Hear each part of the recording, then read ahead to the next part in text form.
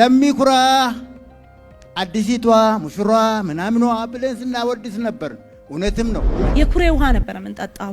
በለውጡ እንደዚህ አይነት ነገሮችን ተጠቅመናል። ምንም አይነት አጥር የለው። የተተከሉት አትክልቶች ጠፍቷል። ፍቃድ ተሰጥቶናል። ያው እንጃ እንካ ግን አትንካ አይነት ነገር በትክክል መመሪያ ሳለ ወይ እኛ ቢሮ ቀርቦ ከሆነ አላቅ ችግሩ እንዳለ ነው፣ አልተፈታም። ነገ መምጣት ይችላሉ። ዲጂታል መጠቀምና ለመውሰድ ይመጣል፣ ግን ኔትወርክ ነው። ስራ ተፈጥሮልን በመስራት ላይ እንገኛለን። 10 ሰው ጋር ተደራጅቼ የሚሰራበት አቅሙ ነው የለኝም። ኮብልስቶን ነጠፍልን ብለን ስንል በምስራቅ በኩል ፈጣን ምላሽ ነው። በእኛ በኩል በማግስቱ እንልካለን የሚል ኮሚትመንት ነው። ዋናና መሰረታዊ ችግሩ ግን የኃይል መቆራረጥ ችግር ነው። እኛ በመዋጫ ያስገባነውን ትራፎ በ4000 እና በ5000 ብር እየሰጠ ነው። ማን ነው ለማን ነው የሸጠው?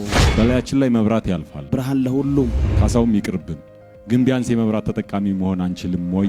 አርሶ አደሩ ብርሃን የለኝም። ገንዘብ ለተከፈለው ነው መስመር የሚዘረጋው የሚሰራው። ክፍያውን ፈጽመናል። በእኛ በኩል የሚገባው ሁለቱም ትራንስፎርመር ዛሬ እጃችን ገብቷል። ይፈተሽልን። የአዲስ አበባ ልጅ በአዲስ አበባ መታወቂያ ስራ ማግኘት ጀምሯል። የመራት ደላላዎች በህገወጥ የገዙትን መሬት ካርታ ያወጡበታል። ከስር እየፈታን የምንሄድ ነው የሚሆነው። ገበሬዎች ፋይል አሁን ማንጣ ምን ተፈልጎ? ዋነኛው የአርሶ አደሩን መብት የማረጋገጥ ጉዳይ ሳይሆን ህገወጥነትን የመከላከል ጉዳይ ነው።